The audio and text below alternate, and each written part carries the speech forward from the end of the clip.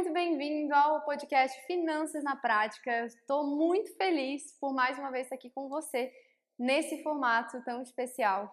Gente, tô adorando gravar desse jeito, tô adorando a gente poder ter esse espaço para falar desse assunto que, assim, eu perco a hora falando, sabe? Falar de dinheiro e de fé junto são dois assuntos que eu amo demais e realmente tenho certeza que vai abençoar muito a tua vida, trazer muita clareza. Já pega teu chá, teu café, tua água, seja lá o que for, e senta aqui pra gente bater um papo, que hoje eu tenho certeza que esse assunto que eu vou abordar aqui com vocês, já tem vários pontos, por isso que eu tô inclusive com o meu celular aqui, vai mexer. Vai mexer porque vai ser um diagnóstico que a gente vai fazer se o dinheiro tá ou não tá no lugar certo aí no teu coração, tá? Vamos lá.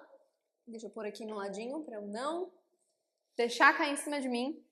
E eu quero falar aqui de uns tópicos importantes para você conseguir identificar quais são os frutos amargos na vida de quem coloca o dinheiro no lugar de Deus em seu coração.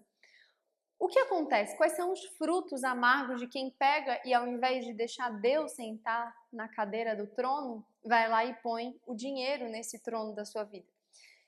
Eu quero que você preste muita atenção nisso que eu vou falar nesse episódio, porque isso pode ser revelador na tua vida. Porque eu tô falando isso pra vocês, isso queima no meu coração, porque um dia eu já fui essa pessoa. Um dia eu já fui alguém que escolheu de forma inconsciente depositar sua confiança, sua esperança, sua segurança no lugar errado, que era o dinheiro. E eu tive muitos prejuízos na minha vida por isso. E graças a Deus que ele abriu os meus olhos para isso. E eu sei que houve até determinado momento em que ele falou comigo de que ele estava ferindo a mim, e isso a gente pode conversar mais para frente sobre isso, mas até um texto lá de Oséias que fala, né, ele fere, mas ele também cura, enfim. Mas que ele estava ferindo a mim, porque ele estava ferindo a parte saudável do corpo para trazer cura para a parte doente. E traduzindo isso para a igreja, né, como corpo de Cristo, existem muitas pessoas que estão doentes na sua alma, no seu espírito, pelo fato de estarem sendo governadas pelo dinheiro na sua vida, sabe? E eu entendi que, como isso é um chamado de Deus na minha vida, ele me permitiu sentir dores, mas que não são questões particulares minhas, não foram questões particulares minhas, mas que era algo que muitas pessoas estavam vivendo. Então, assim, filha, eu vou te permitir sentir a dor que muitas pessoas estão sentindo, para que eu também possa te usar para libertar e trazer clareza, sabe? Porque talvez você esteja vivendo aprisionada por mamon, por esse espírito que tem te dominado e te feito refém do dinheiro na tua vida, e achando que isso é normal, e não é normal. Não é normal viver assim. Eu quero que você preste muita atenção em cada um desses tópicos que eu vou falar aqui. A primeira coisa, não tá por ordem necessariamente, tá? Mas a gente vai falar desses tópicos aqui. Um dos frutos de quem coloca o dinheiro no lugar de Deus no seu coração é um controle excessivo do dinheiro. E aqui eu não tô falando, tá, gente? Eu não tô falando do controle financeiro normal, que é o que eu faço, que é o que eu ensino, que é o que eu faço dentro das mentorias. Não, não é esse tipo de controle que eu tô falando. Tô falando de um controle excessivo, que tu podes até no início começar fazendo porque tu entende que aquilo é importante, tu entende que aquilo é necessário, realmente é necessário você ter clareza, você ter gestão daquilo que entra, daquilo que sai, daquilo que você está investindo, enfim, qual é o destino do seu dinheiro. Mas no momento que você começa a fazer esse controle excessivo, só vai sendo um fruto de, na verdade, um medo excessivo do futuro. E aí eu quero controlar ao máximo o meu presente, porque eu tenho medo do meu futuro, porque se tudo não acontecer conforme o meu planejamento, não vai dar certo e o meu futuro vai ser caótico. Esse é o pensamento de quem vai para esse lugar de controle excessivo, como se estivesse nesse lugar realmente de Deus, sabe? Esse lugar de controle.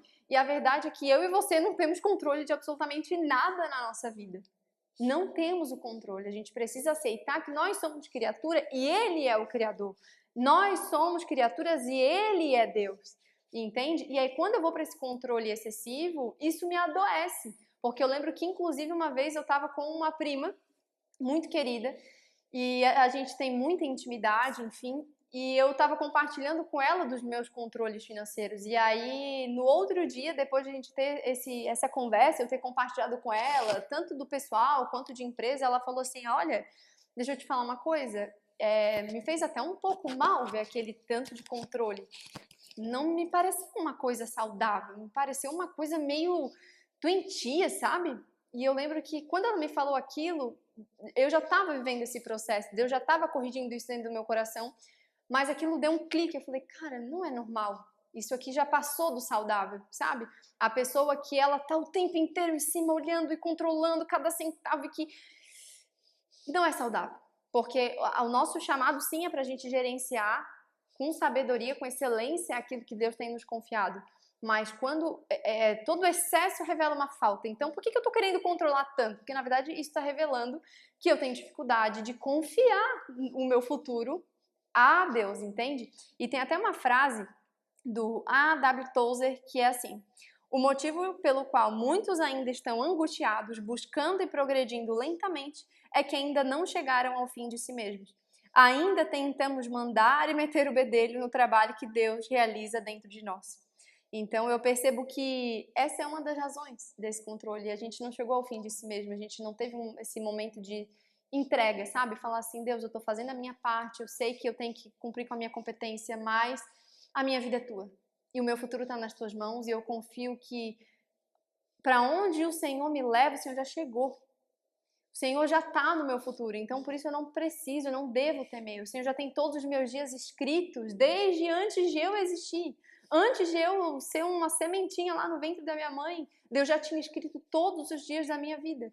Então, isso é onde eu devo descansar, não na minha capacidade de controlar. Porque eu posso dizer para vocês, como uma mentora financeira, que Deus permitiu passar por uma crise financeira, de que o controle financeiro não é o que vai te salvar das crises, mas ter Deus no lugar certo é o que te sustenta nessas crises, entende? Ter Deus no trono do teu coração é o que faz com que, quando você passar pelos vales mais sombrios da tua vida financeira, você não vai se desesperar, você não vai perder a cabeça, você não vai enlouquecer, porque vai existir dentro do teu coração uma paz que só vem de quem habita no esconderijo do Altíssimo, de quem convive com Deus, de quem conhece, sabe assim, Ele está cuidando de mim. Eu não estou entendendo nada porque isso está acontecendo, mas Ele está me sustentando, entende? Segundo ponto que acaba afetando, acaba sendo um fruto muito amargo, tá? Porque a gente pode escolher que tipo de fruto a gente vai ter na nossa vida. Se a gente vai gerar frutos doces ou se a gente vai gerar frutos amargos. E lembrando que pra gente ter frutos, a gente precisa de quê? De sementes. Então, as nossas atitudes são sementes que a gente vai plantando e que vão gerando resultados, que são esses frutos. Então, tudo isso que eu tô falando aqui, um dia foi plantado por atitudes minhas e suas e geraram esses frutos amargos aqui. Um outro fruto amargo é o ativismo, não existe permissão para descansar. O tempo inteiro tu tá gastando a tua energia tentando gerar resultados só confiando na força do teu braço. E tu perde os teus cabelos, tu perde a tua saúde, às vezes tu perde até o teu casamento tentando realizar. Porque você acredita que somente na tua força que o resultado vai vir. E tem até um versículo que eu gosto muito que está lá em Provérbios, acho que é Provérbios 23, se não me falha a memória. Provérbios, aqui ó, 23, 4. Não esgote suas forças tentando ficar rico. Tenha bom senso, porque as riquezas desaparecem assim que você as contempla. Elas criam asas e voam como águias pelo céu. Então aqui não está falando contra você enriquecer ou você ter dinheiro, não é isso. O que está falando é, não gasta toda a tua energia nisso. Não vive como se tudo dependesse só da tua força. Assim como também, um pouco depois aqui, que é no 24, fala assim, o homem sábio, Provérbios 24, 5, o homem sábio é poderoso e quem tem conhecimento aumenta a sua força. A gente nunca vê uma pessoa que só trabalha exaustivamente se tornando alguém sábio. porque ela não dedica tempo à sabedoria, ela não dedica tempo a se melhorar, a se desenvolver, ela não dedica tempo a Deus, porque ela pensa, não tenho tempo para Deus, eu não tenho tempo para cuidar de mim, eu não tenho tempo para fazer nada, eu não tenho tempo para cuidar da minha casa, para cuidar da minha saúde, porque eu só tenho que trabalhar, tenho que fazer dinheiro, tenho que guardar para o futuro, eu tenho que pagar minhas contas, tenho que estar com o meu nome limpo, tudo assim. E ela vive com um fardo extremamente pesado, que ela não é capaz de carregar, porque o que realmente gera, eu costumo dizer que Deus ele faz com a gente igual muitos pais brincam com os filhos, né? Mais ou menos assim. Você vai lá brincar com o teu filho de correr, certo? E aí você faz pro teu filho achar que é ele que tá ganhando. Então, ó, 1, 2, 3 e já, bora correr. Só que a real é que tu deixa teu filho correr na frente pra ele achar que ele tá ganhando, mas a verdade é que tu é mais forte, tu é maior, enfim, né? E eu vejo que Deus ele vai e deixa a gente ganhar, sabe? Deixa a gente correr pra gente achar que a gente é alguma coisa, né? Pra construir uma autoconfiança, mas a verdade é que Ele que é a nossa força. Ele é que realmente é o grandioso, entende? Ele é o nosso provedor. É Ele que gera forças, assim como lá em Deuteronômio fala, Deuteronômio 8, fala o seguinte, lembrem-se do Senhor, acho que é mais ou menos assim que fala, de que foi Ele que deu força para que vocês construíssem essas riquezas, sabe? Não fique apegado achando que é você que está gerando esses resultados na sua vida. Só que quando o dinheiro está no lugar errado no teu coração, um dos frutos amargos é porque você vive como se tudo dependesse somente de você. Só que uma das coisas que fala, acho que é lá em Salmos 127. Salmo 127, vamos ver se é isso aqui. É isso mesmo, Salmo 127 diz: se não for o Senhor o construtor da casa, será inútil trabalhar na construção. Se não é o Senhor que vigia a cidade, será inútil a sentinela montar a guarda. Será inútil levantar cedo e dormir tarde, trabalhando arduamente por alimento, porque o Senhor concede o sono àqueles a quem Ele ama. Em outras traduções fala, porque aos seus amados Ele dá enquanto dormem. E esse dormem não tem a ver somente com o dormir físico, mas é esse lugar de descanso. Aos seus amados Ele dá enquanto descansam.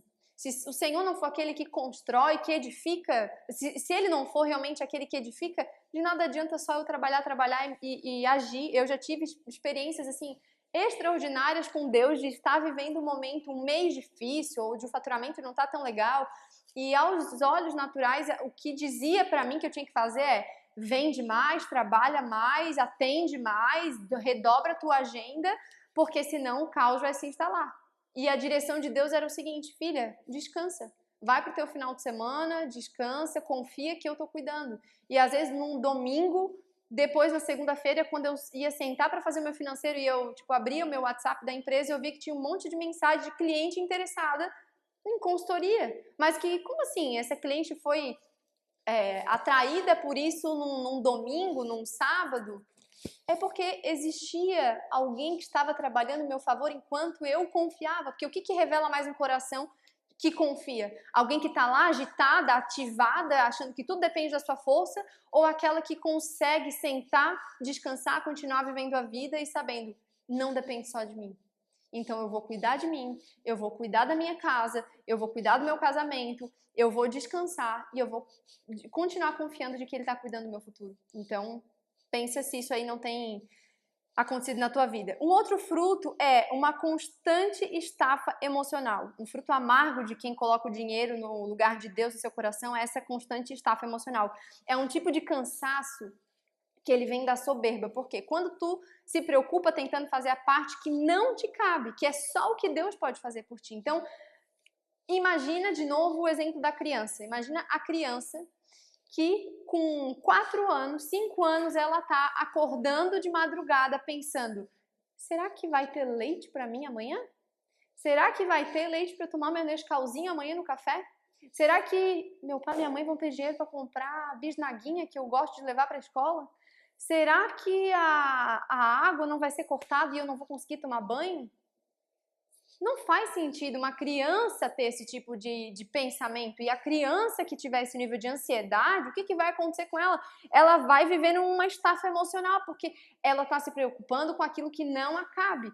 E aí essa soberba do coração que vem e gera essa estafa emocional, porque a gente está colocando o dinheiro no lugar errado. O dinheiro não tem que estar nesse centro do nosso coração, porque a gente vai para esse lugar de soberba, de achar que nós estamos no controle da nossa vida e que tudo nos cabe. Mas não, tem coisas que não nos cabe nos preocupar. E o convite de Deus é realmente meio contraditório, muitas vezes é o convite de a gente descansar. Então, esse tipo de cansaço, essa estafa emocional, eu já senti, mesmo quando eu estava em contextos financeiros positivos, mas eu ainda queria mais, eu queria mais daquilo que não estava no meu controle. E esse é um tipo de cansaço que não se resolve com descanso, com 8 horas de sono, com férias, porque eu mesma me recordo que houve um tempo onde eu estava vivendo quase que um burnout, e aí eu tirei férias, e eu sabia, e depois eu tive o entendimento de que isso tinha a ver com essa questão do dinheiro no lugar errado no meu coração. Eu tirei 15 dias de férias, e mesmo depois voltando de férias, eu ainda continuei assim extremamente cansada, que era como assim, eu estivesse caminhando com um sapato que não é o meu. Imagina você caminhar com um sapato que é, sei lá, 2, 3 números menor do que o teu. Vai cansar essa caminhada. Então é esse tipo de cansaço, sabe? Se você está sentindo isso, isso é um indicador de que o dinheiro está no lugar errado no teu coração. Outro fruto amargo de quem põe o dinheiro no lugar errado, quem põe o dinheiro no lugar de Deus no coração, ansiedade e medo do futuro. Muito provavelmente isso assola, porque eu sei que isso assola a maioria das pessoas. Porque o amanhã, ao invés de te gerar uma expectativa, de te gerar esse sonho, não, ele te assola. Ele te gera uma aflição. Ele te faz esquecer das promessas do teu pai, que prometeu cuidar de ti. Tanto que lá em Provérbios fala, certamente haverá um bom futuro para você e a sua esperança não falhará. Assim como também em Jeremias 29, deixa eu ver se eu acho aqui fácil. Jeremias 29, olha só que lindo isso, o que Deus fala. Porque sou eu que conheço os planos que tenho para vocês, diz o Senhor. Planos de fazê-los prosperar e não de lhes causar dano. Planos de dar-lhes esperança e um futuro. Ele tem planos de paz, de esperança para te dar um futuro. Então, teu futuro já está escrito por Ele. Por que dar lugar à ansiedade? Por que dar lugar a esse medo excessivo do futuro? Porque você está colocando dinheiro no lugar de Deus. Porque se Deus estivesse sentado no trono, você estaria olhando para Ele, entendendo, Ele tem bons planos para mim. E por isso eu posso descansar. Isso não quer dizer que dá espaço para você ser negligente, para você não sentar a bunda na cadeira e não fazer a sua parte de preencher sua planilha, de controlar seu dinheiro, de poupar para o futuro. Não tem nada a ver com isso. Formar reservas também é um princípio bíblico. Mas o que isso não pode é tomar o nosso coração, substituir o lugar de Deus. Então, um dos frutos amargos de quem põe o dinheiro no lugar de Deus no coração é viver com essa ansiedade, entende? E, de novo, eu reforço, isso não tem a ver com a quantidade de dinheiro que tem na tua conta, tem a ver com o teu coração. Outro fruto muito comum produzido na vida de quem põe o dinheiro no lugar de Deus é o egoísmo. Você vive usando os teus recursos só para ti, porque tu acredita que se tu for generoso, o dinheiro vai acabar e vai faltar. Entende? Então não tem espaço para generosidade. Você é uma pessoa muito escassa. Você não consegue, por exemplo, receber uma pessoa na tua casa e fazer isso com excelência. Você não consegue dar um presente bom para alguém. Você quer que os outros deem um presente bom, mas você nunca dá um presente bom. Porque todo o teu dinheiro, ele é só pro teu umbigo. Ele é só para tua vida. E até mesmo, você pode dizer assim, mas eu não quero ser rico, eu só quero ter dinheiro suficiente para mim, para ter uma vida confortável. E é isso, você é um egoísta, você é um egoísta. Eu já fui essa pessoa. Porque quando você não prospera, você também deixa de ter oportunidade de ser generoso com todo mundo que está ao teu redor. Porque se você só tem o suficiente para você, você não tem como ser generoso. Como é que você vai ser generoso se falta dentro da tua casa? Você precisa ter não só o suficiente, mas mais do que o suficiente, que é a porção de Deus abundante para você nessa terra. Entende? Só que a pessoa que está aprisionada pelo dinheiro, que pôs o dinheiro no lugar de Deus, ela olha para o dinheiro e ela só quer ele para ela.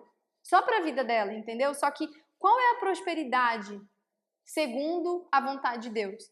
Lá em 2 Coríntios 9, olha que interessante que fala do propósito da prosperidade. Fala assim, 2 Coríntios 9, versículo 8. E Deus é poderoso para fazer-lhes que seja acrescentada toda graça, para que em todas as coisas, em todo o tempo, tendo tudo que é necessário, vocês transbordem em toda boa obra. E aí mais para frente, no versículo 11 fala, e vocês serão enriquecidos de todas as formas, para que possam ser generosos em qualquer ocasião. E por nosso intermédio, a sua generosidade resulte em ação de graças a Deus. O propósito da prosperidade é para que eu e você possamos ser generosos em toda oportunidade. Não é só para a gente pensar no nosso umbigo e numa vida confortável, ponto final. Esse não é o final da prosperidade, entendeu? Pode ser um meio você viver bem, sim, mas não deve acabar em ti. Só que a pessoa que está aprisionada pelo dinheiro, que só pensa em dinheiro e que pôs ele no lugar de Deus, ela não consegue ser generosa. Uma pessoa que ela é muito egoísta. Uma outra característica, e aqui eu finalizo, é que um fruto amargo de quem põe o dinheiro no lugar de Deus, no seu coração, é uma pessoa que supervaloriza bens materiais e terrenos. Tudo que você gasta a sua energia buscando conquistar na vida se resume a essa terra.